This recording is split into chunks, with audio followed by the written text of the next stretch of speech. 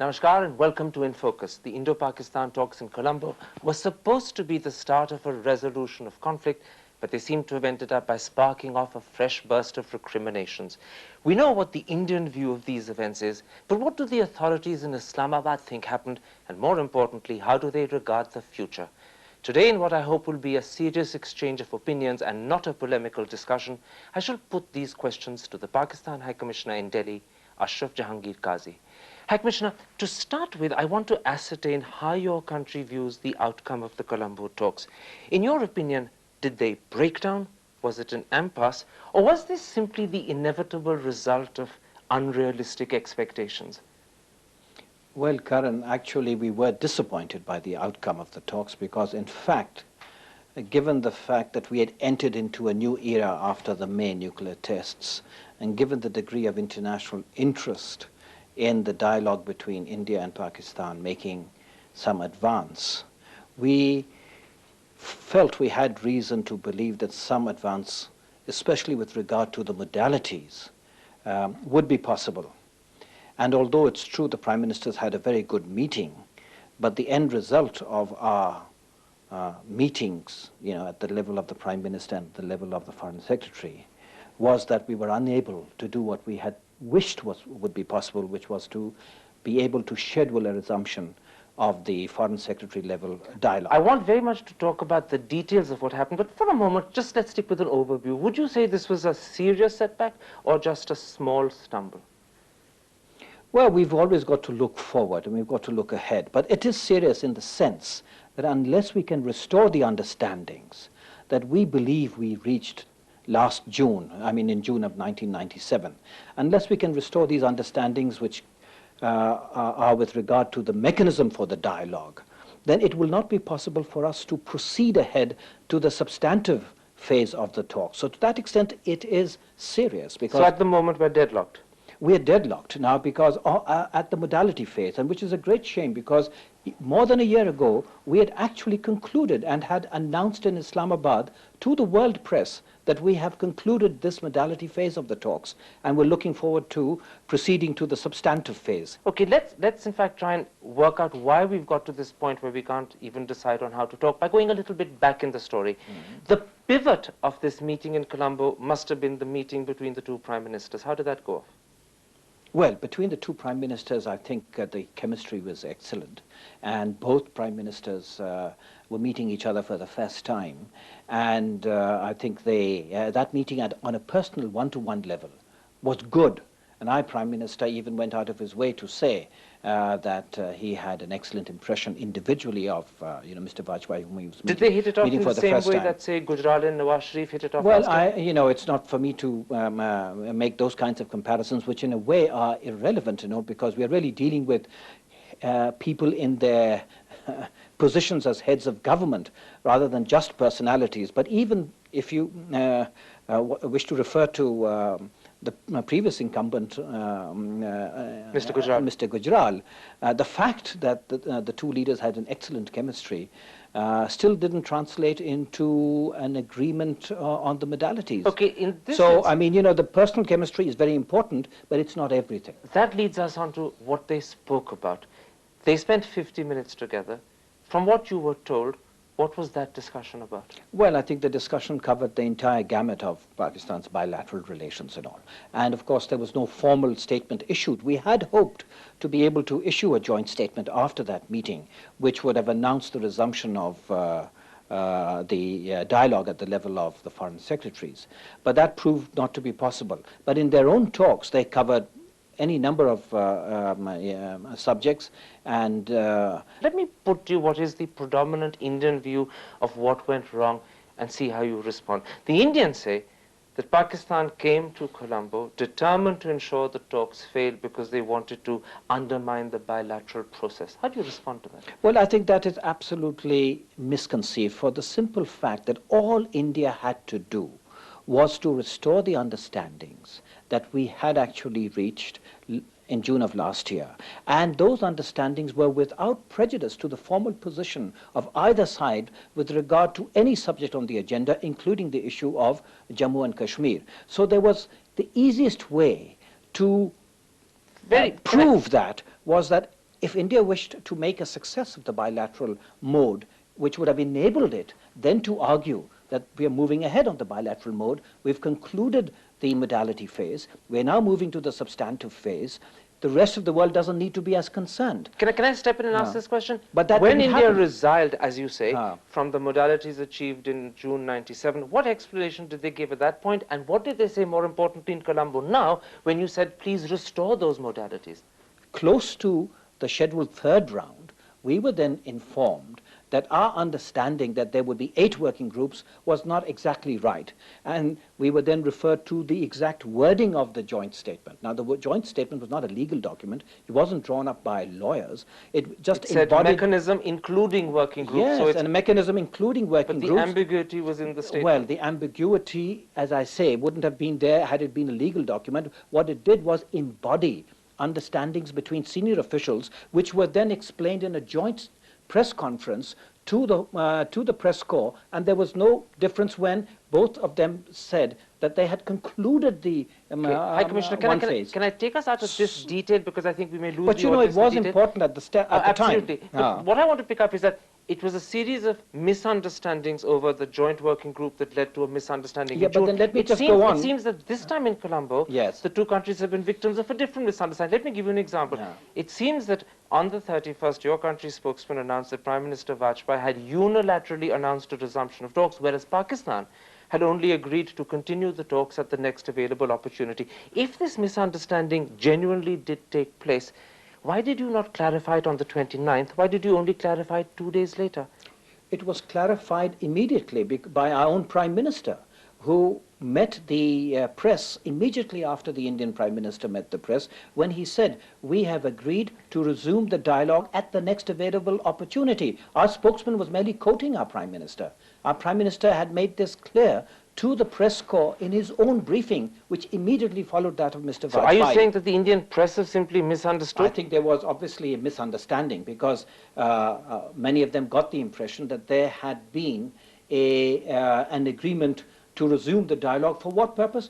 To try and restore the or to reach an agreement on the modalities. So this is very interesting. You're saying that the matter was clarified on the 29th. The Indian press and Indian politicians say that no clarification happened to the 31st, and that Pakistan therefore was actually trying to embarrass India. But the fact of the matter and to score points. But the fact of the matter is that on the 29th, immediately following the press briefing given by Mr. Vajpayee, our Prime Minister, Mr. Nawaz Sharif, told the same press corps gathering that we have agreed to resume the dialogue at the next available opportunity, and the opportunity was what? When we've restored the modalities. Tell me something. Let me just... So there was obviously a misunderstanding. Let me, as perhaps a viewer watching this interview will say to himself, how is it that twice in a year, two countries that meet, that share a culture, that speak the same language, that are at the same conference, end up saying two completely different things and can't seem to get their communication right? Why does this bedevil us? Well, you see, this happened this time for reasons that I really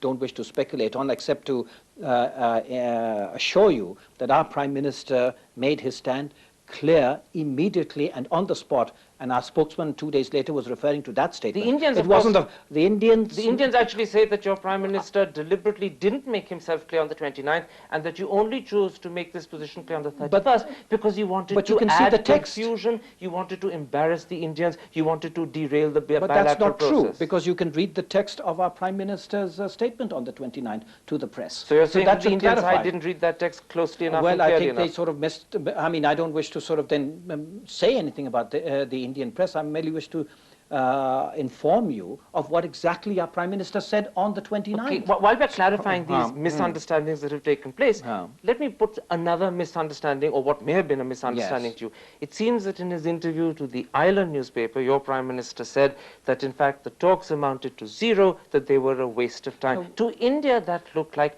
undiplomatic, insensitive language. It looked like point scoring and headline grabbing. No, I think, again, there was a misunderstanding there, because what the Prime Minister was really referring to was that dialogue, for the sake of dialogue, when we can't even reach an agreement on modalities, and an agreement on modalities which we had actually reached a year ahead, and from which one party sort of resiled, at least that's our perception. So when you say under those circumstances, the restoration of the dialogue, the formal dialogue, would be pointless and meaningless and would sort of be worthless, you know, So in that sense. When you say there's a misunderstanding, he wasn't saying that his No, meeting with Vajpayee was not was saying, zero. no, most certainly not saying that his own meeting with the Indian Prime Minister was zero. Indeed, he had made it quite clear immediately after that meeting that it was a very good meeting and that he had enjoyed meeting him and that he looked upon him as a very good man, and that's the words he used and all. But unfortunately, from that good meeting, which had good chemistry about it and was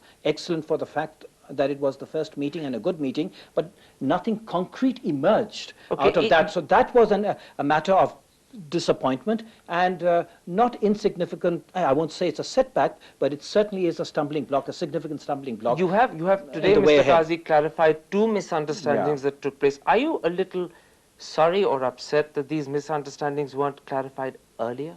That the impression has built up, at least in India, with politicians and the press, that as a result of what you now explain to be misunderstandings, Pakistani politicians were playing games or they were not serious participants? I think, unfortunately, there is this predisposition to interpret Pakistan's policies in this light, that Pakistan had come to Colombo with the idea of the bilateral talks not working in order to build its case for international mediation, whereas in fact that is not the case, because our position has always been and is, we are for the bilateral talks provided they can move forward. If they can't move forward, then we are entitled to ask for another mode which has a better chance of working.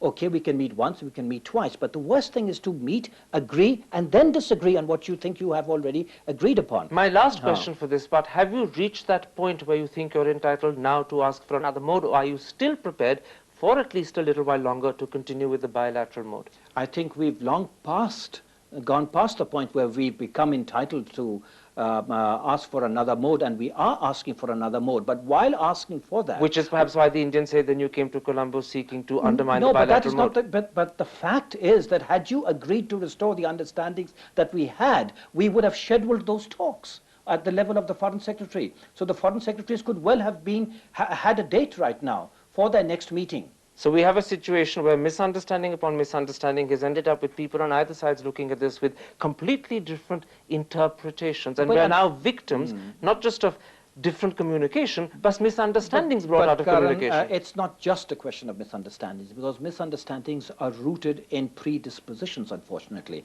And those predispositions are rooted in attitudes and stereotypes, and we've really got to rise above them, and we've really got to see what is it that the context within which we are talking, the larger purpose to which we want to move ahead. And I believe that our Prime Minister, our government, and our negotiating team do have that in mind. We recognize that we have huge problems with India, particularly over the question of Kashmir, and that when we come to the substantive phase, they're really going to be difficult.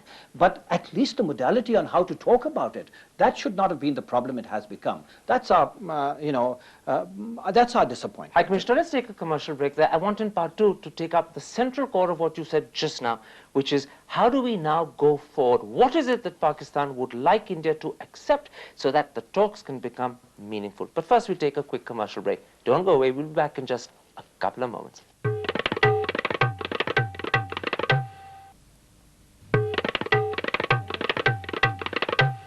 Welcome back. We're talking to the Pakistani High Commissioner, Ashraf Qazi. High Commissioner, you ended part one by talking about predispositions. Let me begin part two by putting to you what the Indians consider a Pakistani predisposition that they think is unjustified. Why is it so important to Pakistan that at least at the start of these talks, Kashmir should be not just the principal focus, but that it should take priority over all other issues? Well, Karan, the fact of the matter is that Kashmir does have a significance that none of the other issues that are listed in the joint statement of last year and which comprise the agenda. But it's also the most intractable. It's the most intractable. It's a live issue. It's the one issue which is responsible for the fact that we have not had normal relations and is the impediment to having normal relations. And it's the most difficult issue to solve out of all the problems we face together. But that is no reason why we shouldn't address it, because absolutely, but if you try and address it at the beginning and if you try and give it exclusive priority above everything else, chances are the problem will handicap the talks and derail the talks, which is why the Indians say, let's start with others which are more pliable, easier to resolve, because the goodwill that they will generate will feed back into the Kashmir issue and perhaps help us ease this deadlock as well. Let me just make 2 points here.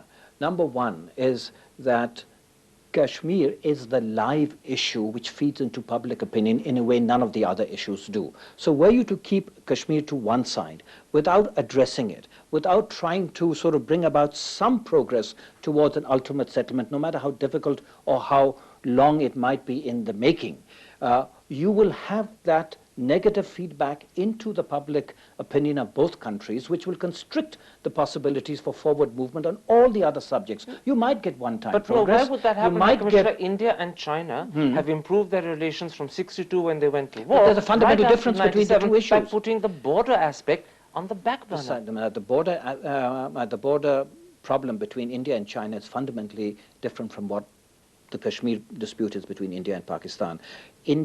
Ours is not just a territorial dispute like is yours with China, where no significant number of people live and where no significant activity is taking place, which on a daily basis is affecting public opinion. It's an emotional dispute, so and it involves national identity. It's an emotional, but nothing is happening on a daily basis or on a regular basis to poison public opinion against each other. It's merely complex and difficult to resolve. But High Commissioner, doesn't that argument work both ways? Something that's emotional, something that hinges upon the national identity is therefore by definition so intractable. Well, in a way, don't take it but up if you first, listen, Karan, take it later.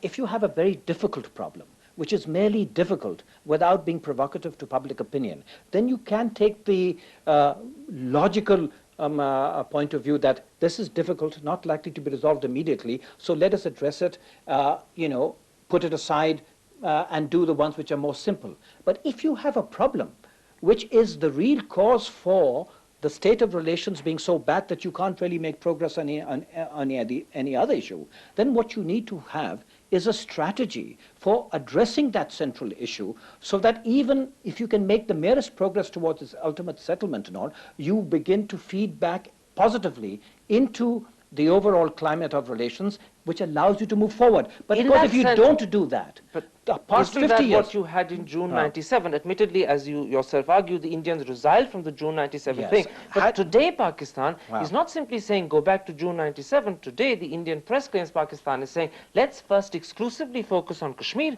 and conferences building. There's a misunderstanding there. There's a misunderstanding there. Mr. Gaur Ayub, your foreign minister, said this in Outlook magazine. No, our foreign minister has referred to the fact that Kashmir has inherent priority. But the position of Pakistan is the position which we have conveyed to you on June the 11th of this year. You're prepared to talk in an integrated manner with all 8 subjects together, not Kashmir first, the others 2-3 days later or 2 weeks later? What India has come up with is a new idea of a composite, broad-based approach, which is a deviation from the June 23, 1997 proposals. If I can explain, in June of last year, we had agreed upon an agenda, and we had agreed upon, so we thought, a mechanism applying to all 8 issues. Now, all those 8 issues were going to be discussed in working groups, and the working groups were going to meet on agreed schedules, and their meeting would have comprised a comprehensive, total process of dialogue, and that dialogue would have proceeded in an integrated manner. So we are neither against a comprehensive dialogue, nor are we against an integrated dialogue, because that's what we want. But now Mr. Ayub Khan, at least in Outlook magazine, is talking about giving exclusivity, priority, and concentrating first on Kashmir. I'll tell you what he's referring to. He's referring to the fact that since May the 11th, when India sort of conducted its nuclear tests, and 2 weeks later we replied, the entire world has woken up to the dangers inherent in the present situation in South Asia. And in a number of statements given by the P5 countries, the G8 countries, and the resolution of the UN Security Council, they have urged both countries to sort of get together, make progress, and have undertaken to play an active role to assist us in so doing. They have also... Yes, but the Indians are saying that once again, if at this difficult juncture you start talks with the most difficult subject at the forefront, you're going to bedevil those talks and undermine them. because the situation is critical, but we are not something but Karan, our June the 11th proposals which we handed over to India in response to the January proposals we received from India in Dhaka does not say discuss settle Kashmir before we do anything else. It says we will discuss all 8 issues. So your June 11 is a little different to the impression created by your foreign minister. Our foreign minister, no, what our foreign minister was saying is that Kashmir, number one, has inherent priority. Number two, as a result of the post-nuclear scenario in which the world is interested, it has acquired urgency, along with the need to address non-proliferation matters and to address CBMs, which would sort of minimize the prospect of a nuclear arms race. And of course, in the event that we don't reach an early agreement on the mechanism for the dialogue, which we thought we had earlier, in the event that it still takes some time, let us at least discuss these 2 subjects, that is peace and security and but CBMs. Only in the event we don't reach a mechanism for a wider dialogue. Because if we don't have a mechanism, then how do we discuss all 8 issues, which we want to discuss? And but that's another important clarification. It's only concentrating on Kashmir and confidence-building measures in the event that we don't have a mechanism. In the event that we don't have, exactly. But your preference, like that of India, is to discuss everything in an integrated, combined fashion. Integrated, combined fashion. But you know what the difference is? I'm sure, forgive me interrupting, the audience will say, at last, there's a certain measure of implied agreement in the Indian and Pakistani positions. It looks as if, with a little bit of give and take, they can at least agree to talk. That should have been the case. But what is it going to take to actually bring them now together? Give me your personal opinion. We're running out of time. But you know what has happened? The problem is that India has moved away from the understandings we had reached of last June, which I sort of have just explained to you, and have come up with a totally new proposal called a composite thing, where we meet within the space of a day or 2 or 3 or 4, discuss all issues, and no discussion on any single item is visible. The whole thing is presented as an immediate one-time event. What we require is we have an agenda of 8 issues. We need a schedule of meetings to address each of those 8 issues on an equal basis, separate from the review rounds of the foreign secretaries. And those meetings don't happen within a, say, 3-day period? No, a 3-day period is logistically not possible, and But could it happen within a mutually confined period, not spread out, so that there's a fear that after the first, the rest won't happen? The idea that we have in mind is that our foreign secretaries would meet several times a year, maybe twice, maybe thrice, maybe 4 times. And in between their meetings, each one of the meetings on each of the 8 subjects would happen. So they might take place.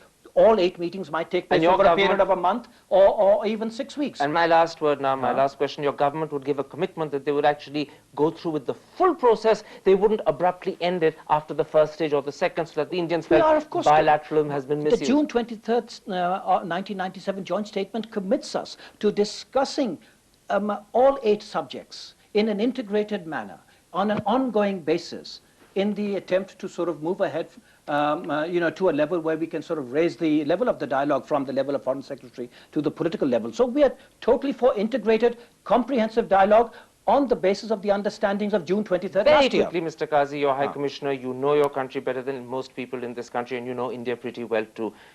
Do you think that at the NAM summit, when the 2 prime ministers meet again, this essential, small but needed step forward will happen? I hope it does happen, because I believe it can happen. It can happen. It can happen if this composite idea, which is a huge impediment, which is being presented as if it meets our requirements, whereas in fact it's a contradiction. You're simply saying go back to June 97, go back to what you believe Mr. Gujral conceded, what you both agreed, exactly. And we have agreed. And what I believe a lot of Indians know was acceptable. Give us the working group and you can talk about everything else. Give us all 8 working groups. You're not asking for one. Give us all 8 working groups, and we will be committed to the bilateral process completely. As long as the bilateral process can move forward, we are happy. It's only when the bilateral progress repeatedly shows no progress that we have no option but to ask you to be constructive and do the kinds of things that are necessary. Then, Mr. Qazi, forgive me interrupting, we must leave it. The audience will have concluded that there is at least a spark of hope. Whether it actually becomes a reality is something we have to wait and see. Thank you very much for talking to InFocus. That's it for this week. We'll be back next week with another interviewee, but for today, from the Pakistan High Commissioner's residence in Tilak Marg, New Delhi, goodbye.